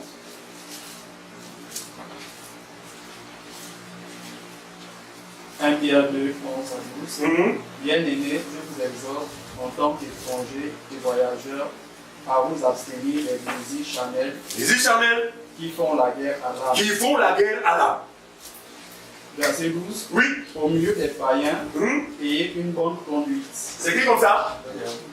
C'est pourquoi nous avons intérêt toujours vraiment de rester dans ce qui est censé nous parfaire, parce que nous ne pouvons pas donner une occasion à ces gens-là de venir comme nous. On te dit que tu es chrétien, mais regarde. Tu as marié la femme avec qui tu vis là. Tu as dit que tu es chrétien, tu fais quoi là, hein? Avec les païens, tu fais quoi dans les rites initiatiques? Nous avons la solution, donc à l'intérieur qui est censé nous parfaire, afin que les non-croyants voient en nous. Vas-y, continue, fais. Verset 12. Oui. Au milieu des païens, Oui. et une bonne conduite, afin que là où ils vous calomnie, oui. comme faisant le mal, Oui. ils voient vos œuvres bonnes. Afin que là, ils vous calomnient, donc ayons les bons témoignages, de sorte que là, ils vous calomnient, qu'ils voient quoi? Qu'ils constatent nos bonnes œuvres. Ensuite, et glorifie Dieu, et glorifier Dieu le jour où le Seigneur les visitera. Alors, notez ces passages pour solution. Solution en ce qui concerne le perfectionnement. À méditer à la maison, parce que nous pouvons jouer après le temps. C'est des passages qui vont vous aider. Allons-y, vous notez 1 Pierre chapitre 5, ce sont les solutions. Voilà. Qu'est-ce qui peut vous donner de vous parfaire sur le plan de nos œuvres et tout ça. Voilà. Donc, 1 Pierre 5 10. Voilà. Nous avons les ministères 1 Pierre 5 10. Nous avons les ministères de la parole aussi, 1 Éphésiens chapitre 4, verset 11 à 12. Voilà. Perfectionnement des saints. Nous avons aussi 1 Thessaloniciens chapitre 5, verset 23 à 24. Qui révèle que dans ces choses, c'est Dieu lui-même qui est derrière. Enfin, c'est lui qui contrôle nos perfections. Éphésiens. Non, 1 Thessaloniciens. Éphésiens 4, 11 à 12. 5, verset 23 à 24. Voilà. 1 Thessaloniciens 5, verset 23 à 24. Voilà. Donc, méditez ces passages à la maison et vous comprendrez vraiment le bien fondé ou encore l'importance vraiment de rester dans cette conscience-là quant aux réunions de l'Assemblée des Saints. Alors, parlons rapidement de la notion du corps. On va donner une idée de la notion du corps. Ici, pour que les uns et les autres sachent que les actes que nous posons, même vis-à-vis de nos frères, donc un individu, sont susceptibles, suivez-moi bien, d'affecter l'Église. Or, nous savons que l'Église, c'est le sacré. Ça, vous savez ça, non? Paul dira aux anciens d'Éphèse, prenez garde à vous et au troupeau sur lequel le Saint-Esprit vous a établi évêque, vous faites quoi? Vous perdre l'Église de Dieu qui s'est acquise par son propre sang. Donc Dieu, frère, ne permettra pas que son corps soit sali par l'ennemi. Ce qui a amené ce frère à courir de l'Église, c'est parce qu'il avait sali l'Église. Souvent, ceux qui salissent l'Église et qui sont indifférents, c'est parce qu'ils n'ont peut-être pas compris la notion de l'Église, la notion du corps. 1 Corinthiens 12. 1 Corinthiens 12, verset 12 à 14, rapidement. 1 Corinthiens 12, verset 12 à 14. 1 Corinthiens 12 à 14. 1 Corinthiens 12 à 14. 1 Corinthiens 12 à 14. Oui. En effet, comme le corps est un tout en ayant plusieurs membres, comme le corps est un tout en ayant plusieurs membres, et comme tous les membres du corps, malgré leur nom, oui, ils sont qu'un seul corps. Est-ce que vous comprenez ça? Ici, Paul révèle la vérité selon laquelle on peut être nombreux des milliers de voyants. Pour Dieu, nous formons un seul corps. Tu as fini? Ainsi en est-il du Christ. Ainsi en est-il du Christ. Verset 13. Car c'est dans un seul esprit que nous tous, pour former un seul corps, avons été baptisés. Voilà, verset 14. Soit soit juif, Oui. soit grec, Soit grec. soit esclave, Très bien. soit libre, et nous avons tous été approuvés d'un seul esprit. Voilà. En fait, c'est un corps un corps coloré. Hein? Vraiment, toutes les nations sont représentées dans ce corps. Mais malgré cet ensemble, nous formons un seul corps. Ça veut dire quoi? Nous sommes unis les uns avec les autres. En fait, rien ne peut se faire sans que le reste du corps ne soit affecté. C'est-à-dire que l'acte que je vais poser à l'échelle du corps est susceptible de faire quoi? D'affecter le reste du corps. Pour cela, je dois faire attention à ma manière de faire, à ma manière de marcher. Pourquoi? Parce que ce que je... Difficile. Est-ce que vous comprenez pourquoi le Congo? Il va dire, toute la loi se résume en un seul commandement: tu aimeras ton prochain comme toi-même. Si j'aime mon frère Benalin, je ne peux pas avoir la pensée d'aller voler à son domicile. Parce que j'aime mon frère. Vous voyez bien que l'amour va freiner mon élan dans mes intentions malsaines. Et c'est le seul commandement que donne l'Église. On y va, Jean chapitre 13. Jean 13, 34. C'est le seul commandement. On y va. Jean 13, 34. Et quelqu'un va se préparer pour lire Romains chapitre 13, verset 8 à 10. Jean 13, 34. Quelqu'un va se préparer pour lire Romains chapitre 13, verset 8 à 10. Jean 13, 34. Oui. Je vous donne un commandement. Je vous donne un commandement nouveau. Aimez-vous les uns les autres. Il y a un commandement nouveau, non? Pourquoi il n'y a pas de nouveau? Parce qu'avant le nouveau, il y avait les anciens commandements. Il y en avait plusieurs. Mais il dit à vous, je vous donne un nouveau commandement. C'est lequel? C'est de vous aimer. Les uns les autres. Oui. Comme je vous ai aimé. Comme je vous ai aimé. Vous aussi. Vous aussi. Aimez-vous les uns les autres. Aimez-vous les uns les autres. Romains chapitre. On a dit combien? 13. Voilà, on y va. 13. 8 à 10. 8 à 10. Ne devez rien à personne. Ne devez rien à personne, bien-aimé. Si ce n'est vous aimer les Si ce n'est vous aimer les uns les autres. Car celui qui aime les autres a accompli la loi. Car celui qui aime les autres a accompli les 613 ordonnances. C'est pas ce que vous comprendre. En effet, Oui, les commandements, tu ne commettras point tu d'adultère, ne commettras point d'adultère. tu ne tueras point, Tu ne tueras point. tu ne dévoreras point, Tu ne dévoreras point. tu ne convoiteras point. Tu ne combattras point. Et ceux qui peuvent encore y avoir Oui, se résument dans cette parole. Tu aimeras ton prochain comme toi-même. très bien. Regardez, je ne peux pas commettre l'adultère avec la femme de quelqu'un d'autre si j'aime ce dernier. Oui, bien qu'en fait, l'amour, c'est carrément l'accomplissement de la loi. Et la Bible dit que cet amour nous a été donné. Cet amour n'est pas humain. Hein? Regarde, non, regarde, il y a des gens qui disent oh, moi j'aime mes parents, j'aime mes amis. Mais c'est le même qui va avec la femme de son ami. C'est l'amour de l'homme, l'amour charnel. Mais la Bible dit que, en ce qui nous concerne, Dieu a répandu son amour en nous par le Saint-Esprit. Donc nous manifestons en fait l'amour de Dieu. Voilà, l'amour de Dieu qui nous donnera en effet, à cause de cet amour vis-à-vis de notre prochain, nous aurons du mal à faire du mal à notre prochain. Verset 10. Verset 10. Oui. L'amour ne fait point de mal au prochain. Elle ne fait en effet du mal au prochain. L'amour est donc l'accomplissement de la loi. Voilà. Est-ce que tout le monde comprend? Non, si la grâce vous est accordée de manifester cet amour, ou de développer cet amour, regardez, un développement qui ne passera que par les enseignements. Regardez, vous aurez du mal à développer cet amour si vous prenez des distances avec ce qui est censé vous donner justement de l'éviter la Bible. Est-ce que ce matin tout le monde réalise l'importance de prendre part aux enseignements? Et nous en parlons pourquoi? Parce qu'à un moment donné, nous serons un peu rigoureux avec ces personnes-là qui s'amusent, mais qui vont commettre des gaffes. On arrivera à ce niveau-là où carrément nous en parlerons publiquement. Et nous ne souhaitons pas arriver à l'extrême, parce que l'extrême, nous-mêmes, nous ne souhaitons pas ça, c'est mauvais. Ce que vous êtes aujourd'hui pour certains, c'est parce que vous êtes dimanche, c'est le jour du Seigneur.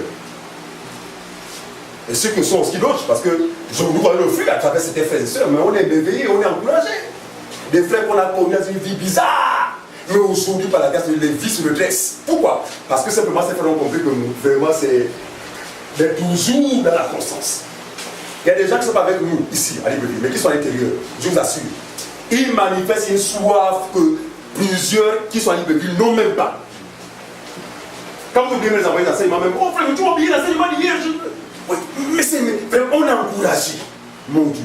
Vous avez les enseignants avec vous sur place. Quittez votre quartier pour venir, c'est compliqué. Là, vous avez des pluies arrivent là, c'est encore pire. Oh frère, il a plu ici. Parce que nous savons que parmi nous, là, il y a des faits, des sœurs, vraiment, même sous la pluie. Et puis on peut dans le cas, ah Seigneur, nous comprenons, ça c'est vraiment quelqu'un qui a compris. La pluie va mouiller ton corps. Un obstacle.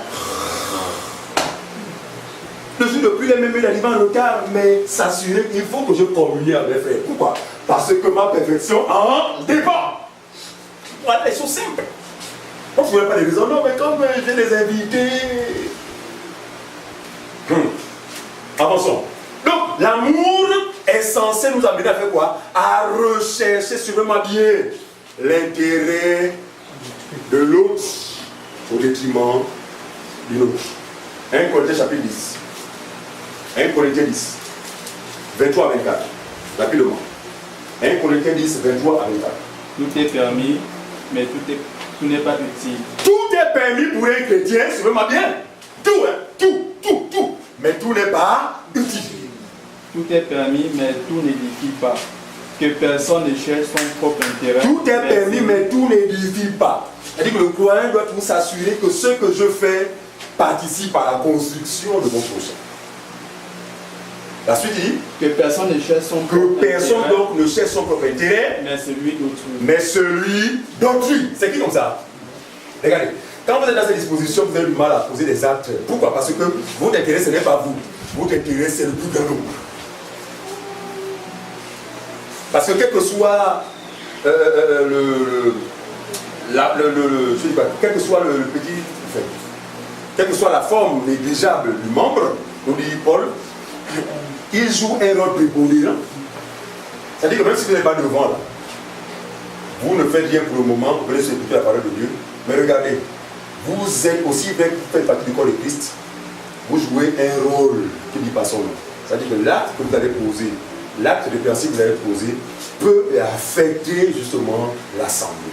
D'où l'importance pour nous de faire quoi? De rechercher non notre intérêt, mais d'abord l'intérêt d'autrui. Le verset 32, du même chapitre, 32, 33. Ne soyez une pierre d'achoppement, ni pour les Grecs, ni pour les Juifs, ni pour l'Église de Dieu. Voilà. Ne soyez pas une occasion de chute, ni pour les Grecs, ni pour les Juifs, ni pour les fils de Dieu. Veillez à ne pas être une occasion de chute. Et souvent, quand on a une occasion de chute, on le reconnaît. On sait que là, je suis en scandale.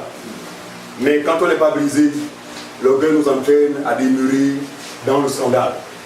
Mais ce que vous ne savez pas, c'est que vous vous exposez dans cette attitude. L'on s'expose en restant insensible à l'intérêt du prochain. Les remèdes. Parlons des remèdes. Regardez, comme on l'a dit tout à l'heure, nous sommes exposés de cette façon de faire. Mais regardez, Dieu, dans son amour, a prévu un remède. Le remède, c'est quoi? C'est la prière, comme on l'a vu Jacques chapitre 5, verset 16, c'est ça on l'a lu? D'accord? Prenons aussi Jean 20. Jean 20, voilà. Donc, priez les uns pour les autres, après que vous soyez guéris. On va lire Jean 20, le verset 19 à 23. Jean 20, 19 à 23. Jean 20, 19 à 23. Le soir de ce jour, qui était le premier de la semaine, oui, les portes du lieu où se trouvaient les disciples étaient fermées. À cause de la crainte qu'ils avaient, les Juifs, Jésus vint, se présenta au milieu d'eux et leur dit, la paix soit avec vous. La paix soit avec vous. Et quand il lui dit cela, oui, il leur montra ses mains et son côté. Les disciples furent dans la joie en voyant le Seigneur. Très bien, quand tu fais. Jésus leur dit de nouveau, oui, la paix soit avec vous. La paix soit avec vous. Comme le Père m'a envoyé, suivez, Il dit à ses disciples, comme le Père m'a envoyé, moi aussi je vous envoie. Il s'adresse à qui? À ses disciples. Ensuite, après ces paroles, oui, il souffla sur eux. Après ces paroles, il souffla sur eux. Et leur dit, recevez le Saint-Esprit. Recevez le Saint-Esprit. Ceux à qui vous pardonnez les péchés, ils leur seront pardonnés. Et ceux à qui vous les retiendrez, ils leur seront retenus. Regardez, Dieu donne officiellement le pouvoir à ses disciples. Lequel? Celui de pardonner les péchés. Regardez, il y a une nuance. Nous n'avons pas le pouvoir de pardonner les gens du péché qui mènent à la mort. Ça relève de Dieu seul. Mais Dieu donne à chacun de nous le pouvoir de pardonner à son prochain. Pourquoi? Parce que sans le pardon, il y a la maladie. L'apôtre Paul va dire autrement quand il parle de la Sainte Seine. Beaucoup ne comprennent pas ça. Bon, donc on pensait que non, avant la Sainte Seine, il faut d'abord confesser, il faut d'abord... En fait, le péché des frères de Corinthe, ce jour-là, c'était quoi? Il ne discernait pas le corps. Qu'est-ce qui a justifié leur agissement? Ils s'accordent bien que non, c'est le repas du Seigneur. Mais chacun vient à son tour. Non seulement chacun vient à son tour, mais chacun se sert à son tour. Ou bien que quand on est dans l'esprit du repas du Seigneur, tout doit se faire d'un commun accord, ensemble, unis dans la pensée. La Bible dit qu'il y en a qui, n'est-ce pas, pour des raisons des raisons ou une autre, se servaient uniquement se servaient par rapport à ceux qu'ils aiment. Non. Moi, je n'ai pas mangé le zombie. Pourtant, ils se sont accolés pour le repas du Seigneur. Donc, ainsi, sans le savoir, il cause une division qui ne dit pas son nom. Parce que quand c'est pour le repas du Seigneur fait, vous devez être d'accord en tout et pour tout. C'est-à-dire que ceux qui ont à manger, même si tu ne manges pas beaucoup, participent pour signifier l'accord. Le commun accord. Le fait que nous sommes un, quel que soit le nombre que nous représentons. Et Paul a dit ceci. Prenons ça. 1 Corinthiens chapitre 10. 11. 1 Corinthiens 11. Voilà. 1 Corinthiens 11, verset 28 à 30. 1 Corinthiens 11, 28 à 30. Écoutez ce que l'apôtre Paul va dire. Que chacun donc s'examine. Que chacun donc s'examine. Et qu'ainsi il mange du pain et boive de la coupe. Car celui qui mange et boit sans discerner le corps. Car celui qui mange et boit sans discerner le corps. Donc la notion du corps, la notion de l'unité, la notion d'amour, le fait que nous sommes devenus un. Si quelqu'un va faire ces choses-là sans avoir compris le principe de la Sainte Seine, vas-y. Mange et boit un jugement contre lui-même. C'est qui comme ça? Un jugement pas contre Dieu, contre lui-même. En le faisant, tu t'exposes toi-même à des situations compliquées. Il va dire le pourquoi. C'est pourquoi il y a parmi vous. Il y a parmi vous. Et quoi? Des maladies. Des malades. Et d'infirmes. Voilà. Des malades. Des maladies, des infirmes. Et qu'un assez grand nombre soit décédé. Oh, ça conduit même jusqu'à la mort physique. Non, regardez, ça doit nous inspirer la crainte. Pour que désormais nous ayons de la crainte quant aux choses sacrées. On ne s'amuse pas avec l'église. Parce que le Seigneur a payé de son prix. Ce n'est pas nous qui avons le droit de venir salir cette église. Regardez, ces gens qui nous dénonçons, pour nous, nous savons pertinemment qu'il ne s'agit pas de l'église. Mais leur façon de faire pète à confusion, c'est comme si c'était nous. Mais nous savons que tous ces bishops là, ces faux là, ce n'est pas l'église de Jésus. Ça, nous le savons. Mais l'inconvénient, c'est qu'ils vont avec le nom de notre maître. Au point où les gens jettent du discrédit sur l'église. Or, nous savons que l'église, il ne peut pas avoir du commerce. Bref, toutes ces pratiques sont entretenues par ces gens-là. Vous comprenez ça? Donc, à cause de ça, il y a des malades, des infirmes et même des personnes qui ont été décédées. Pourquoi? Parce qu'ils n'ont pas discerné le corps. Ils n'ont pas usé de sagesse quant à la notion du corps. Ils n'ont pas recherché l'intérêt du corps. Ils ont posé des actes comme pour frustrer quelqu'un alors qu'il est question du corps. Ainsi, on s'expose à beaucoup de choses. Mais regardez, le pouvoir a été donné à l'Église de pardonner les péchés. Parce que nous ne voulons pas dire que celui qui agit comme ça ou celui qui agit comme ça là est forcément du diable. Mais nous saurons si c'est du diable, pourquoi? Parce que par un seul fait, l'entêtement.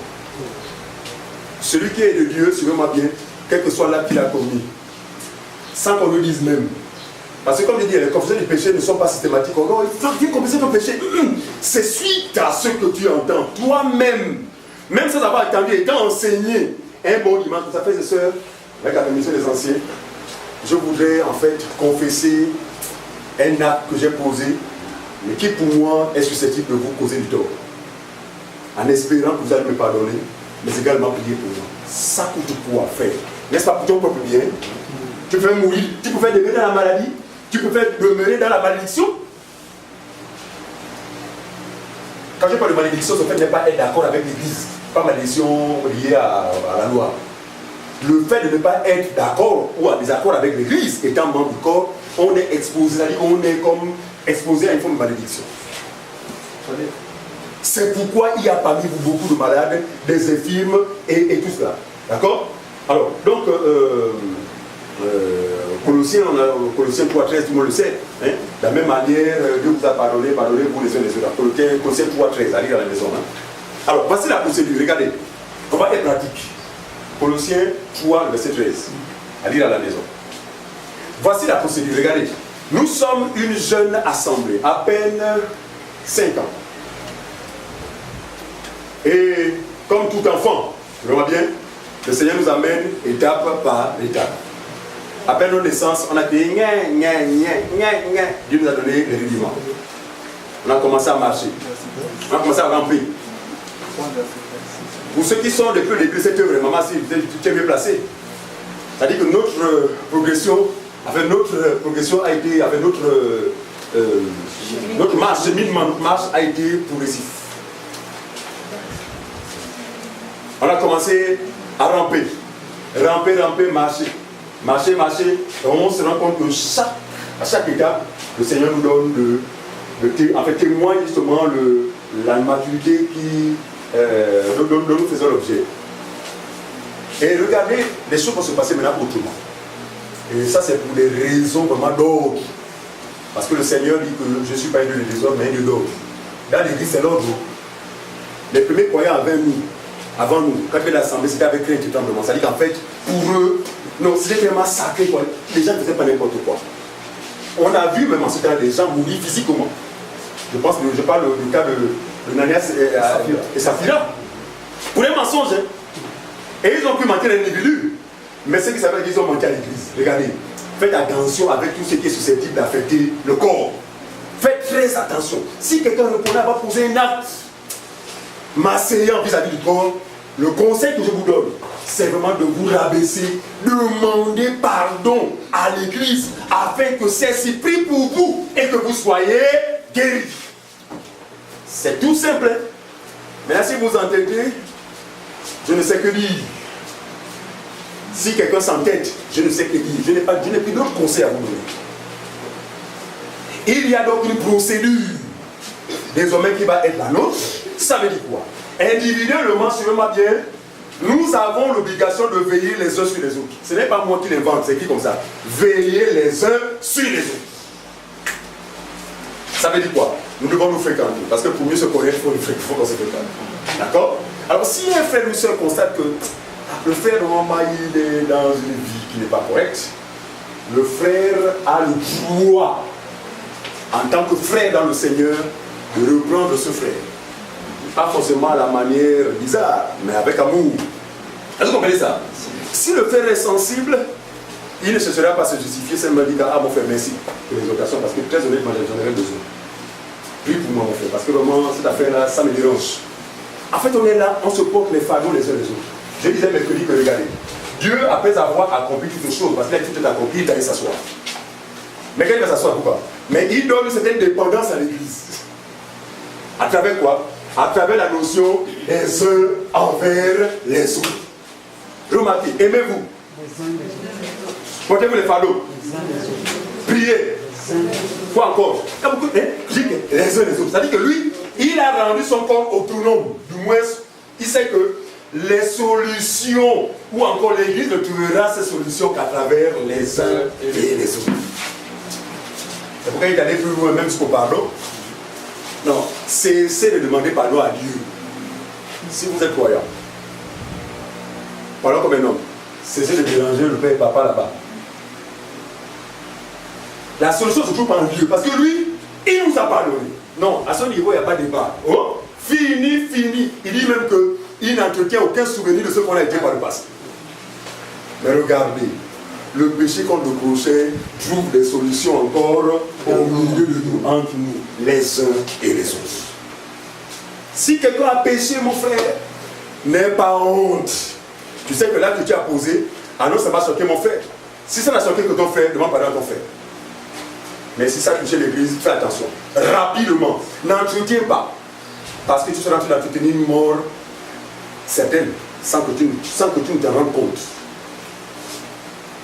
Procédure, hein, c'est la procédure. Matthieu chapitre 18. Matthieu 18, rapidement, le verset 15 à 18. Matthieu 18, 15 à 18. Rapidement. Donc, en tant que frères et sœurs, nous avons l'habitude, nous avons le devoir de veiller les uns sur les autres. Ce n'est pas forcément une intrusion. Hein. Ça n'a pas avec, oh, c'est ma vie privée. Mais attention, en tant que croyant, si vous m'avez bien, vie privée peut amener un autre sens. Et on ne dit pas maintenant, tu vas mettre, oh non, pour construire, il ne faut pas construire cette année parce que Dieu m'a dit, c'est pas dans ce sens-là. Mais veillez simplement dans dans les questions liées à notre. Voilà, ça dit qu'en fait, voilà. Notre responsabilité se limite aux choses de Dieu. Mais n'allez pas dans la vie privée d'un individu ici, oh non, quand tu as fait mal de construire, tu aurais pu d'abord donner ton argent à voir à l'église.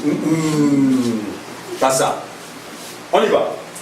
Si ton frère a péché. Ah, donc c'est possible de pécher contre son frère. C'est ça? Si ton frère a péché, va. Et reprends-le. Si ton frère a péché, c'est qui comme ça? Va. Va. N'hésite pas. Et reprends-le. Ah, mon frère, là que tu as posé là, c'est pas bien. Regarde ce que dit la parole. Regardez. Celui qui est né de la parole sera toujours sensible à ce que dit la parole. C'est pas ça qu'on comprend.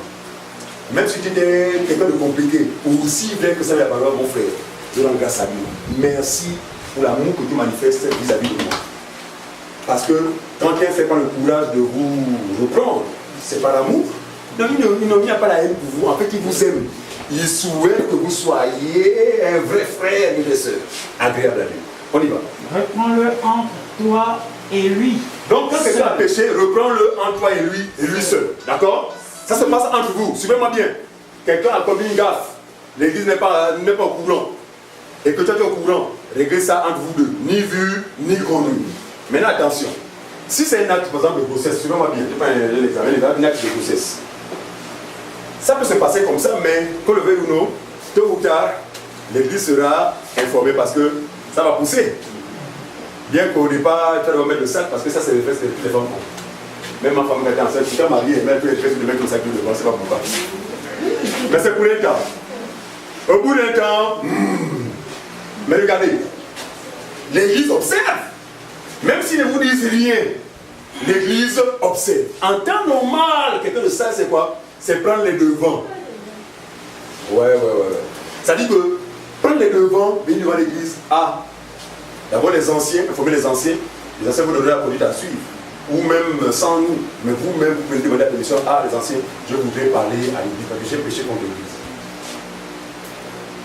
Parce que si les anciens ne se prononcent pas, suivez-moi bien, ça va être comme une porte qu'on va ouvrir et qu'on aura du mal à refermer. Ça va commencer par une qui est enceinte. Mais quand tu es enceinte, vous avez dit quoi? C'est ce que nous ne voulons pas justement. Nous voulons désormais prendre nos responsabilités. Regardez. Maman, si c'est le que nous parlons, même si nous restons droits, nous n'avons pas le droit de faillir à notre responsabilité. Pourquoi? Parce que nous sommes conscients qu'il nous demandait des comptes. Par conséquent, je préfère être mal vu par les individus, mais être en harmonie avec celui qui m'a incarné. C'est pas ce que je comprendre. Donc il faut que ces choses soient maintenant manifestes. Parce que lorsque ces choses sont manifestes, ça inspire la crainte chez les autres. Oh, pardon, moi je ne vais pas faire une chose pareille. Et c'est comme ça que l'Église, toutes les gaffes qui étaient commises, les réprimandes et autres contribuaient, n'est-ce pas, en ce que ceux qui assistaient à ces choses prenaient des dispositions. Mais il y a des situations que l'Assemblée n'a pas besoin de connaître. Ça se règle entre vous deux. Vous avez démontré régler ça, ni venu connu. On vous voit la même, c'est comme si rien ne s'est jamais passé. Entre-temps, il s'est passé des choses graves. Mais vous avez su, par la grâce de Dieu, régler ça à votre niveau. Continue, frère. S'il t'écoute. S'il t'écoute. Parce que ce n'est pas évident qu'un frère d'une seule t'écoute. Mais si cela arrive et qu'il t'écoute, tu as gagné ton frère. Voilà Dieu. Non, si c'est ça, le Seigneur vraiment est content avec toi. Parce que là, tu auras gagné ton frère. Maintenant. Mais s'il ne t'écoute pas, il y aura des gens qui ne vous écouteront pas. Donc, vous aurez pourtant exhorté ce frère ou sa soeur avec beaucoup d'amour, avec patience. Il dira moi.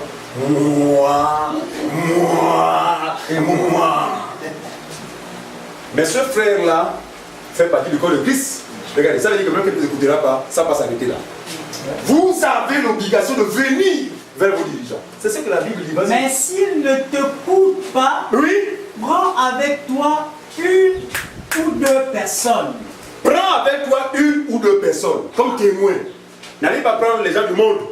Oh, n'allez pas prendre les païens. Prenez des frères, des sœurs qui connaissent Dieu pour assister à ce fait. Vas-y, frère. Afin que toute affaire se règle sur la déclaration de 2 ou 3 témoins. Donc, première étape à 2. Deuxième étape, ça ne marche pas. Des témoins. Troisième étape. Regardez, nous ne vous exhortons pas à ce que je suis dans la vie en troisième étape. S'il refuse de t'écouter, dis-le à l'église. Vous comprenez ça? Ne cachez pas. Parce que si vous cachez, vous serez complice justement la décision de ce frère. Ce frère aura besoin d'une restauration. S'il ne t'écoute pas, dis-le à l'église, notamment aux anciens. Informe aux anciens ce qu'il en est exactement. Ensuite, et s'il refuse d'écouter, ah, mon Dieu. Il soit pour toi. Je vous déconseille, un publicain. suivez-moi bien, c'est un conseil. Je vous déconseille d'être insensible à l'église. Parce que ce que vous êtes, c'est grâce à l'église. En fait, c'est leur participation qui fait de vous ce que vous êtes dans le Seigneur. C'est pas ça comprendre. Donc, s'il y a à écouter quelqu'un, c'est l'église. Eh bien, l'église avec tout ce qu'il y a comme compartiment ancien et autres. S'il n'écoute pas l'église, que ce frère, ça se manque que les anciens se prononcent. Qu'il soit pour toi comme un païen et un publicain. Voilà. C'est-à-dire que non seulement pour toi qui essaie de l'amener, mais aussi pour l'église, parce que là, c'est seulement que les anciens doivent se prononcer pour dire qu'écoutez, tel frère, en réalité, est un faux frère. Et on peut aller plus loin. C'est-à-dire que pas de disposition même quand il y a même à se débarrasser du frère. Nous ne péchons pas. Pourquoi? Parce que si nous entretenons de telles choses, alors le désordre va s'introduire dans l'église. Or, la Bible dit, Dieu n'est pas un Dieu de désordre, mais d'ordre. C'est ce qui est écrit? Dieu n'est pas un Dieu de désordre, mais d'ordre. Voici la procédure bien aimée. Désormais, qu'il en soit ainsi. Et tout cela, ce n'est pas pour nuire la vie de quelqu'un, c'est juste pour notre bien. En fait, c'est cette manière que le Seigneur nous parfait en fait. Il nous parfait d'une manière ou d'une autre. Même à travers les réprimants, il nous parfait. Alors, prenons rapidement. Voilà, on a encore rapidement le temps. C'est vrai que. Excusez-moi, 1 Timothée 5, 20. 1 Timothée 5, 20.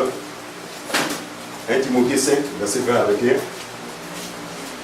1 Timothée 5, 20 avec 1, rapidement. Donc, on se prépare de Timothée 4. 1 Timothée, chapitre 5, verset 20 avec 1. Verset 20. Ceux qui pêchent, reprends-les devant tous, afin que les autres aussi en aient de la crainte. C'est qui comme ça là? Parce que nous n'inventons rien. Très bien. Ici, c'est Timothée, Paul qui parle à son fils Timothée. Timothée était un aîné dans la foi dans les régions. Et dans ces régions, il a travaillé. Au point où son ministère a suscité notre ministère. Mais tandis qu'il a établi même des anciens. Mais il va dire à Timothée, mon fils Timothée, ceux qui pêchent, regardez, il faisait allusion à quoi? Au péché contre l'Église. Ceux qui pêchent contre l'Église, reprends-les devant tous. Dans quel but? Afin que les autres éprouvent la crainte. Est-ce que c'est écrit comme ça dans ce blanc? C'est ça. Voilà. Parce que la disposition qui doit être du croyant, c'est quoi? C'est la crainte, le respect quant aux choses de Dieu. Reprends-les devant tous afin que le reste éprouve la crainte. Regardez. Il y a une catégorie qu'on reprendra. Regardez, malgré le fait qu'on va les reprendre, ils vont demeurer dans la foi. Mais une autre catégorie, je pense que c'est aussi là où Dieu justement vit. Le tamis. Voilà, le tamis. Parce que nous ne perdons pas de vue l'étroitesse de la porte du salut. Très bien. Et souvent Dieu peut prouver. Parce que parmi les qui vont révéler la nature de tout un chacun. Regardez. Si on vous reprend pour les faits avérés, devant tous, ça ne vous donne pas l'occasion de quitter les faits. Si vous quittez les faits, parce que, en effet, vous ne supportez pas. Voilà. Ça dit que ce n'est pas votre environnement. Parce que ce qui est de Dieu, mon Dieu, qu'est-ce que la brebis ne subit pas? Il est en nous. On la tombe à ses mains, tout dans la bergerie. Il y en a qui l'a pu enseigner.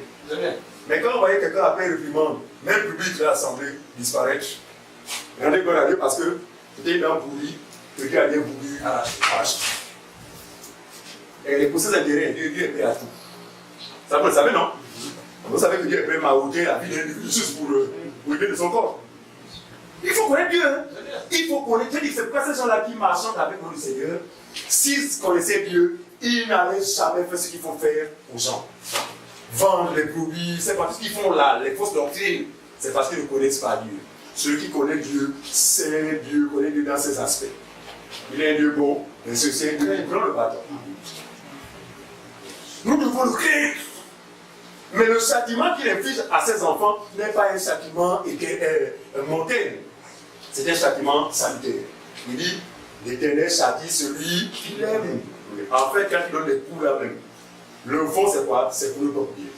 Maintenant, ceux qui refusent le bien là, je ne sais où tu vas faire. Si ce n'est tomber dans un cas grave qui t'appellera certainement même de l'autre côté. Ce que nous ne souhaitons pas. On dit 2 Timothée, chapitre 4. 2 Timothée, on va bien le terminer. Hein. Chapitre 4. 2 Timothée, chapitre 4, verset 1 à 2. Verset 1 à 2. Oui. Je t'en conjure. Je t'en conjure devant Dieu. Et devant Jésus-Christ. Et devant Jésus-Christ. Qui doit juger les vivants et les morts. Voilà, Paul parle à Timothée. Ensuite. Au nom de son apparition. Au nom de son apparition. De son royaume. Et de son royaume. Prêche la parole. Prêche la parole. Insiste en toute occasion. Insiste en toute occasion favorable ou non. Ou non. Reproche, censure. C'est qui comme ça? Mais qui était Timothée? N'est-ce pas un ancien dans l'église? Donc les anciens ont le droit de reprendre, de censurer. Et vous? Censurer. On prend une décision sur toi, sur moi-même. Je ne sais pas pour te nuire. Mais c'est juste à ce que nous assurons que tu supportes patiemment cela et nous te réintégrons. Voilà. Et ça va arriver. Hein? Ma soeur bien-aimée Thérence, notre compagnon d'œuvre. Ça va arriver comme ça, même avec le compagnon d'œuvre. Parce que le travail que nous faisons, ce n'est pas la blague. Et nous n'allons pas marcher avec des faux frères et des faux sœurs. Nous allons vous séparer de vous. Nous allons rapidement vous séparer de vous. Et si vous êtes de Dieu, sous des demandes, vous allez vous ranger. Après quoi, il est possible de reprendre, censure. Ensuite, exhorte. Exhorte. Avec toute douceur et en instruisant. Avec toute douceur et en instruisant. Telle est notre responsabilité. Ce que je peux dire, c'est que désormais, notez bien, à partir de cette date, les anciens de l'Église prendront, je vous dis fermement, leurs responsabilités. Et voilà, ça n'engage que nous, parce qu'on est conscient des choses, c'est que nous souhaitons que les uns soient des hommes et des femmes parfaits. Et cela passera par cet ensemble de dispositions. Enseignement, exhortation, réprimande, correction, ça va arriver. Mais un seul conseil, supportez patiemment ces réprimandes. Qu'elles ne soient pas pour vous une occasion de chute. Si elles sont pour vous une occasion de chute, alors vous serez capable de révéler ce que vous êtes réellement. Et nous comprendrons qu'en effet, ce frère ou cette sœur n'a jamais été un frère, c'était un loup parmi nous. Est-ce que vous faites comprendre? Encore le passage. Vous terminez. Proverbe chapitre 15, verset 32. L'autre prend Proverbe chapitre 12, verset 1. Proverbe 15, 32. Proverbe 12, le verset 1. Proverbe chapitre 15, 32e verset, c'est à la page 650. Oui. Pour ceux qui en lui, c'est bon. Celui qui rejette la correction méprise son âme. C'est écrit comme ça. Hein? Amen. Celui qui rejette la correction, même à nos enfants, ceux-là que nous mettons au monde, ils ont intérêt à considérer tout ce qu'on leur apporte comme correction. Parce que nous le faisons, c'est pour le bien. Moi, j'ai été élevé à la manière villageoise. Vous savez que la manière villageoise, c'est l'éducation la plus coriace. Oui. Là où même pour punir un enfant, on la met dans l'eau. Pour l'éprouver à ce que ça le souffle. On le trempe dans l'eau jusqu'à ce qu'à un moment il soit à bout de souffle, on le relève. Suivi d'une claque, on le ramène dans l'eau. Suite à un acte qu'il a posé. Donc sorti de là, mon ami. Bon, là c'est trop dur aussi. Mais c'est vrai qu'il y a des exemples. C'est-à-dire que moi j'ai été élevé de cette manière. Mais aujourd'hui, les gars, au-delà de la parole de Dieu, je me rends compte que, en fait, ces valeurs-là m'ont vraiment servi. Aujourd'hui, c'est-à-dire que même, je prends maman, c'est un exemple, une maman de cet âge. Je ne vois pas où maintenant le courage pour moi de m'enfonder. Ou de l'insulter, comme je vois c'était. Récemment, là, il y a un qui se plaît chez moi. Son fils. Il a porté main. Il y a un père de famille est chez moi là. Il m'a sorti hier. Je te vois là, je suis dépassé. Il y a mon fils qui m'a porté main. Mais ça peut commencer comment? Non, ceux qui sont éduqués là, ça peut commencer comment? Même si le père sait qu'il est, même si c'est l'ivrogne, c'est ton père!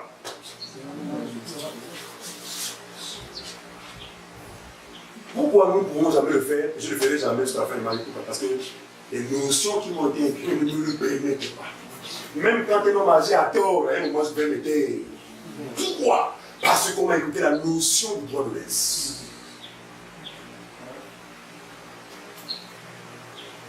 Pour dire quoi? Pour dire que l'Église, oui, mais il est important que ces valeurs soient inculquées aux enfants par les parents. Il y a des frères, des soeurs qui sont mal élevés, qui sont mal éduqués. Ils sont rattrapés, ils sont mal passés. Mais l'Église va rester essentielle. Même si c'est difficile, là, les gars, on va quand même vous amener ce régime. Si vous ne vous pliez pas, eh bien, bye bye. C'est pas ce que je comprends. Donc, ce n'est qu'un exemple. Celui qui rejette la correction fait quoi? Celui qui rejette la correction méprise son âme. Fait quoi? Méprise son âme. Oui. Mais celui qui écoute la réprimande acquiert l'intelligence. Merci Seigneur.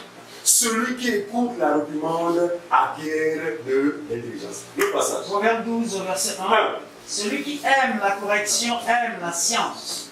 Celui qui aime la correction aime la science. Et ça, la science, c'est qui? Oui, c'est Christ lui-même qui est la science, mais c'est lui qui est l'intelligence. Aimer Jésus, c'est aimer la correction.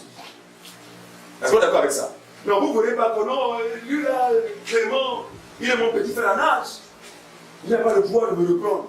Mais Clément, d'accord, petit frère à nage, mais c'est l'ancien qui a été établi devant toi. Pour te payer. Pour cela, on a besoin de manifester du respect vis-à-vis de lui, qui incarne le collège des anciens. Et je voudrais qu'on sache ceci. Lorsqu'un ancien vient vers vous individuellement, pour vous reprendre ou pour attirer votre attention par rapport à un fait, il le fait au nom de tous les anciens. Regardez, je m'efface au maximum. Parce que je ne voudrais pas qu'on tombe dans cette affaire-là où maintenant, c'est l'homme maintenant qui devient maintenant Dieu. Quand le fait de n'a pas dit comme ça, moi j'estime que c'est vrai, je suis l'aîné dans la foi. Mais attention, l'aîné dans la foi fait partie d'un collège. Ça veut dire que les décisions ne viennent pas de... Et il ne sera pas incontournable. C'est pourquoi souvent vous avez remarqué que je n'aime pas toujours aider les gens. Mais j'envoie des gens vers ces personnes. Va voir tes frères, va voir tes soeurs. Mais ce qui m'est ramené est considéré comme des personnes ayant affaire au collège des anciens. Il y en a qui posent des actes répréhensible, mais et s'assure une paix. Pourquoi? Parce que j'en ai déjà parlé au frère Dieu. Je vais là pour une couverture de bêtises. Ça va s'arrêter. Non, ça va s'arrêter. Fini. Je peux être pour vous une couverture de bêtises. Tu m'en as parlé. Ça veut dire quoi? Suis-je Dieu? Suis-je est-ce que je représente le courrier des anciens? On a souhaité que beaucoup de personnes soient, on a parlé. C'est compliqué, hein? Mais je sens que le filtre va intervenir, quoi. Vraiment, ne vous étonnez pas que d'ici là encore, on se retrouve à un petit nombre. Mais je sais que le Seigneur est toujours en train d'appeler ce qui vient. Voilà. Donc, et puis notre souci, ce n'est pas le nombre. Ça, vous le savez. Donc, voilà un peu ce que je voulais pratiquer. Oui, vas-y, mon frère. Celui qui aime la correction aime la science. Voilà. Celui qui est la réprimande est stupide. Voilà. Celui qui est la réprimande est stupide. Prenez pas ça, tu fais ma vie. 1 Thessaloniciens 5:12. 1 Thessaloniciens 5:12. Allez hop, c'est fait. 1 Thessaloniciens 5:12. Prenez pas ça, on couple avec cette idée. 1 Thessaloniciens 5:12. 1 Thessaloniciens 5, le verset 12. Verset 12. Qu'ai-je en effet à juger ceux du dehors? Qu'ai-je en effet à juger les païens? N'est-ce pas de ceux du dedans que vous êtes ici? N'est-ce pas par les gens du dedans que vous êtes jugés? Donc en fait, le jugement dans l'assemblée est normal et prévisible. Mais quand vous êtes jugé par l'Église, acceptez le jugement, c'est pour votre propre bien. Regardez, personne ne peut vous haïr. Vous ne pouvez pas savoir l'amour que j'ai particulièrement pour chacun de vous. Même les nouvelles personnes comme Ephrasie qui a à peine de nous rejoindre. L'amour des bons, là, c'est plus fort que moi. Mais regardez, cet amour ne va pas être un amour vous incitant à l'impunité. Mais c'est un amour que vous voulez manifester en la gloire des uns et des autres. Donc, voilà un peu que le Seigneur vraiment nous garde et que le Seigneur nous donne désormais de passer à cette étape afin que les gens du dehors, justement, effacent de leur tête l'opinion qui se sont fait de nous en étant quoi, pour nous sommes des vecteurs justement de libertinage, en fait nous sommes des, voilà, y vivez quoi, chrétiens, mais y vivez. Ça va s'arrêter et Dieu permettra que ce qui est fait par les uns et les autres nous parvienne. Voilà. Donc, il y a intérêt, si quelqu'un a plus une faiblesse, allez vers les frères, allez vers les anciens. Nous saurons toujours comment vous nous prenez des conseils, comment vous encadrer, comment prier pour vous. En fait, c'est ainsi que l'on peut se maintenir dans la foi. Que Dieu bénisse sa parole au nom de Jésus.